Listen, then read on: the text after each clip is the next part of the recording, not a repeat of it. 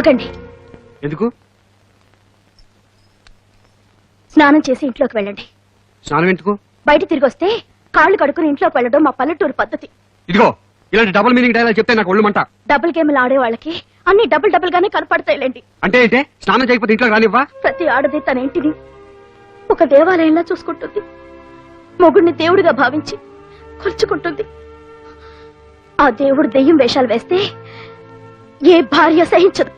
ఇప్పుడు నేనేం దెయ్యం వేషాలు వేశానే? పరాయి ఆడదాంతో షికార్లు కొట్టి రావడానికి ఏమంటారు? మహాతల్లివి సైడ్ కి తీసుకెళ్లి గుసగుసలాడి ఏ మంత్రం వేసావు? కనీసం టచ్ కూడా చేయనివ్వలేదు. అంటే టచ్ చేయడానికి ట్రై చేశారన్నమాట. ఏం చేసి ఏం లాభం? విడాకుల సర్టిఫికెట్ తెమ్మని ఫిట్టింగ్ పెట్టావుగా. శిరీష పిఏగా ఆవిడ క్షేమం చూడటం నా ధర్మం. నన్ను పెళ్లి చేసుకుంటుందని నీ కుళ్ళు. అవునండి, నా కుళ్ళు, అసూయ, ఈర్ష్య. నాకే కాదు, ఏ ఆడదానికైనా మొగుడు విషయంలో అంతే. అందుకే పరాయి స్త్రీ పరిచయం అయితే వదినే అనేస్తాం, భర్తకి తోబుట్టువులు చేసేస్తాం. ఎందుకు తెలుసా?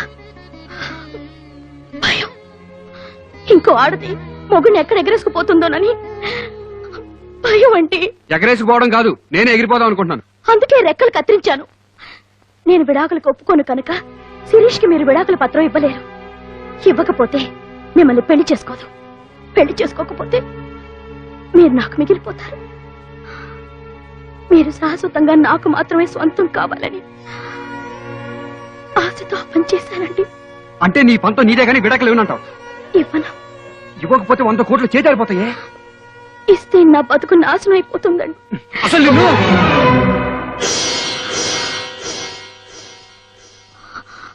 కొడతారా? కొట్టండి. మీరు తిట్టినా కొట్టినా చివరికి చంపినా నాకు ఇష్టమే. ప్రేమ ఉన్న చోటే కోపం ఉంటుంది. మీరు నన్ను ప్రేమతో కొట్టారని తృప్తిపడతాను. రాజీ, చివరిసారిగా అడుగుతున్నాను, విడాకులు ఇస్తావా? ముడిపడినంత తేలిక కాదండి విడిపోవటం. మీరేం చేసినా నేను విడాకులు ఇవ్వలేనండి. విడాకుల పత్రం ఇవ్వకపోతే నన్ను పెళ్లి చేసుకోవా? రాజేశ్వరి గారు కంపల్సరీగా కావాలంటున్నారు. నీకు నేను ఎక్కువ, ఆవిడ ఎక్కువ? నువ్వెక్కువ, ఆవిడ మక్కువ. ఎందుకు అంత మక్కువ? ఆవిడ్ని చూడగానే నా ఫ్యూచర్ ని నిర్ణయించే టీచర్ గా భావించాను. అంటే యునో, నేను డబ్బులో పుట్టి పెరిగాను. నా చిన్నప్పుడే అమ్మా నాన్న పోయారు. నాకు మంచి చెడు చెప్పేవాళ్ళు ఎవ్వరూ లేరు. ఫెనాయిల్ చూసి పాలనుకునే నేచర్ నాది. అంటే నన్ను అనుమానిస్తున్నావు నువ్వు? No no no, not at all. But Rajeshwari గారిని ఆరాధిస్తున్నాను. ఎందుకో తెలుసా?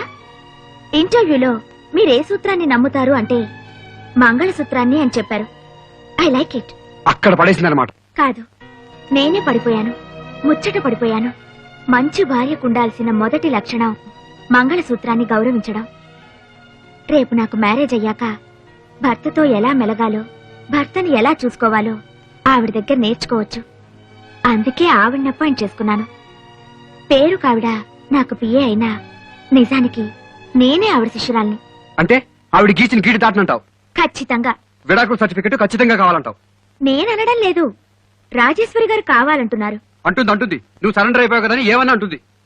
చిన్న విషయానికి నువ్వెందుకింత ఇదైపోతున్నావో ఐ డోంట్ అండర్స్టాండ్. ఆ సర్టిఫికెట్ నువ్వు తేలేవా? ఎందుకు తేలను? తెస్తాను. నీ వాలకం చూస్తుంటే అసలు నువ్వు నీ భార్యతో విడాకులు తీసుకున్నావా లేదా అని నాకు డౌట్ వస్తుంది. చచ్చా, అదేం లేదు. నేను నిజంగా విడాకులు తీసుకున్నాను. దెన్ విడాకుల పత్రం తీసుకురా. తెస్తాను. That's good. అనుకుంటాం గాని 100 కోట్లు అంత తేలిగ్గా వస్తాయా? మనిషిని నిలువునా కుదిపేస్తున్నాయి. రాజీ, ఎంత గొప్పగా ఇరికించేశావే. ఇంత గొడవ జరుగుతున్నా నాకెందుకు చెప్పలేదు? మీ వాడు అమ్మాయిని ఆట పట్టించడానికి అలా అన్నాడు అనుకున్నానే గాని అమ్మాయి జీవితంతో ఆడుకుంటున్నాడు అనుకోలేదు. అందుకే తప్పు వాడిది కాదయ్యా, వాడికి పిలిచి పిల్లనిచ్చిన వాడి బావగారిది.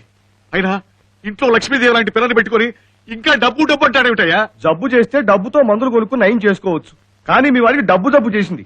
ఈ జబ్బుకి ఏ మందులు వాడాలి? నేను చెప్తాను. ఆ పిల్లకు విడాకులు ఇస్తే నేను ఉరిపోసుకుని చస్తానని చెప్తాను. నేను ఒక్కడనే కాదు, ఇంటిల్ని బాధి కట్టకట్టుకుని చస్తామని చెప్తాను. నేను చచ్చాక కురివి పెట్టే కొడుకుని కనుగొన్నానే గాని ఇలా బతికుండగా తగలబెట్టే కొడుకుని ఎందుకన్నావే? రంగారావు, ఆవేశపడకు.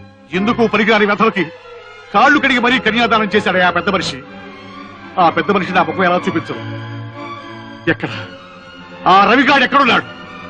ఇప్పుడే వెళ్లి వాడి పట్టిన డబ్బు జబ్బు వదలగొడతాను. ఆ పిల్లకు విడాకులిస్తే వాడికి లోకలిచ్చే విడాకులు ఇప్పిస్తాను. వాడి రవి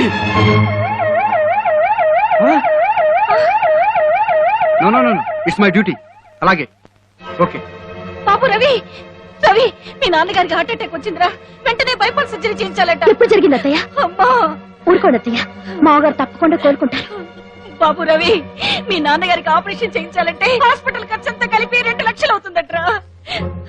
ఏడవకండి అత్తయ్య, ఊరుకోండి. 2 లక్షలేంటమ్మా?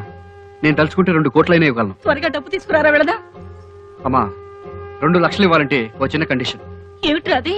నువ్వు నీ కోడల చేత విడాకుల కాగితాల మీద సంతకం పెట్టించాలి.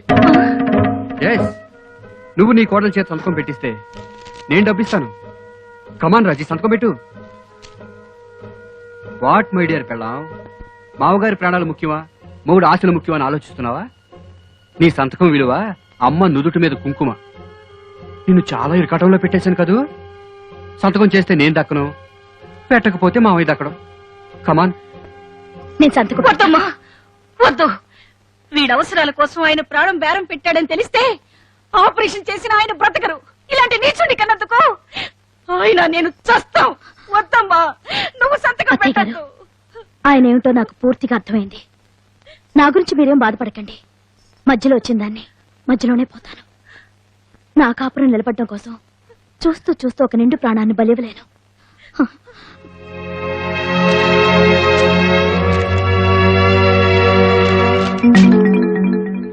అనుకుంటాం గాని ఆడదానిలో ఆడతనం కంటే అమ్మతనమే ఎక్కువ. చిచ్చి, ఏ సాధించానని నవ్వుతున్నావురా? కోడలు విడాకులిస్తే కోట్లు వస్తాయి, కానీ ఆ కోట్లతో ప్రేమాభిమానాలు కొనుక్కోలేవురా దరిద్రుడా. చాలు చాలు చాలు చాలు, ఇప్పటికే మెలో డ్రామా చాలా ఎక్కువైంది. పిచ్చమ్మా, నాన్నకి ఆపరేషన్ చేయాలని తమ్ముడు ఫోన్ చేయడం, నేను డబ్బు అరేంజ్ చేయడం అన్నీ అయిపోయాయి. నువ్వు వచ్చేసరికి నేను ఫోన్లో ఏం మాట్లాడుతున్నాను అనుకున్నావు? ఆ విషయమే. నాన్నకి ఈ పాటికి ఆపరేషన్ మొదలై ఉంటుంది, డాక్టర్లు ఏం భయలేదని చెప్పాడు. నువ్వేం కంగారు పడకమ్మా. అవునా? మరింత నాటకం ఎందుకు ఆడావురా? సంతకం పెట్టించుకోవాలంటే నాటకం ఆడాలి కదమ్మా. ఏమిటమ్మా? డోంట్ వరీ అమ్మా, అనుకోని షాక్ కదా, మెంటల్ వచ్చి ఉంటుంది. ఆ పేపర్ మీద సంతకం చూసుకుంటే నాకు కాదండి, మీకు మెంటల్ వస్తుంది.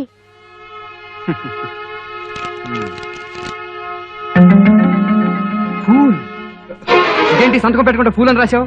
అనుకుంటాం గాని ఫూల్ని ఫూల్ అనకుండా ఊల్ అంటారా? రాజీ, కొంచెం కూల్ అవ్వండి శ్రీవారు. అంటే ఓ పక్క నాన్న ప్రాణాలు పోతున్నాయని చెప్పినా సంతకం పెట్టలేదంటే అర్థం ఏంటి? సమయానికి డబ్బు అరేంజ్ చేశాను కాబట్టి సరిపోయింది. నేను ఆడిన డ్రామా కాకుండా నిజమైతే ఏమయ్యేది? నాన్న ఏమైపోయినా సంతకం పెట్టేదాను కాదనమాట. ఆయన మీకు నాన్నగారైతే నాకు మా నాన్నగారి కంటే ఎక్కువ. మా నాన్నని అడిగి ఆ డబ్బు తెద్దామని నిర్ణయించుకున్నాకే ఆ పని చేశాను. ఇలా నెత్తికొక్కుతారని డబ్బును వాళ్ళని పెళ్లి చేసుకోకూడదు అంటారు. మీరు మళ్ళీ పెళ్లి చేసుకోవాలనుకుంటున్న శిరీష్ కి ఇంకా ఎక్కువ డబ్బుంది. నాతోనే వేగలేని వాళ్ళు ఆవిడతో ఎలా వేగుతారో. రాజీ, ఆయన ఇప్పుడప్పుడే మెంటల్ నుంచి కోలుకోలేరు. పదండి అత్తయ్య, మన హాస్పిటల్కి వెళ్దాం.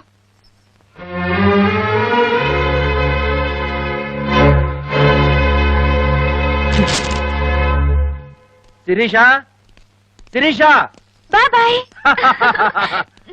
బాగున్నావమ్మా? ఇన్నాళ్లకు నువ్వు ఒక ఇంటిదాని అవుతున్నందుకు నాకు చాలా ఆనందంగా ఉందమ్మా.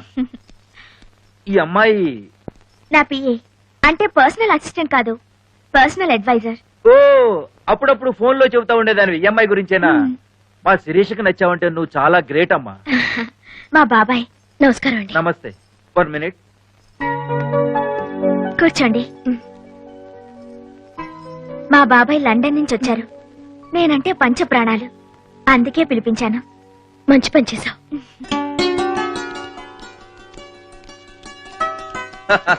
ఏమిటమ్మా అలా చూస్తున్నావు? ఇది అసలు గెటప్. ఇందాక సూటు బుట్టులో వచ్చానే, అది నకిలీ గెటప్. అవును, ఇంతకీ అల్లుడు గారు ఎక్కడా? ఈ పాటికి వచ్చేయాలి బాబాయ్. అదిగో మాటల్లోనే వచ్చారు. Ravi, meet my uncle. Uncle, this is Ravi. నమస్తే. నమస్తే. అవును, అడగటం మర్చిపోయాను, ఈ దేవుడి బొమ్మలై పెట్టారు, ఏమిటి విశేషం? మంచి మొగుడు దొరకడం కోసం రాజేశ్వరి గారు నోము నోచుకోమంటే అనుకుంటాం గాని మంచి మొగుడు దొరికాడుగా, ఇంకా నోములు ఎందుకు? దొరికిన మొగుడు జీవితాంతం మంచిగా ఉండటం కోసం అనుకోండి. ఇది బాగుంది. ఇంకా ఆలస్యం ఎందుకు, మొదలెట్టండి. ఆ.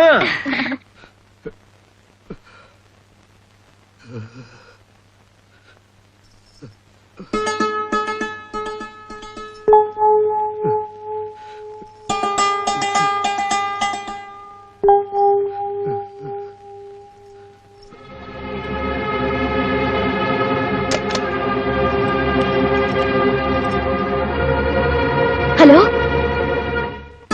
రండి డాక్టర్.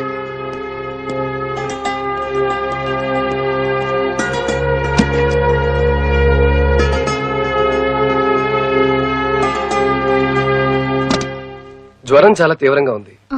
2 టాబ్లెట్లు చొప్పున ప్రతి 4 గంటలకి రాత్రంతా మందులు ఇవ్వండి. ఆ. తెల్లారేసరికల్లా తగ్గిపోతుంది. అలాగే. ఏం కంగారు పడాల్సిన అవసరం లేదు. సరేనండి.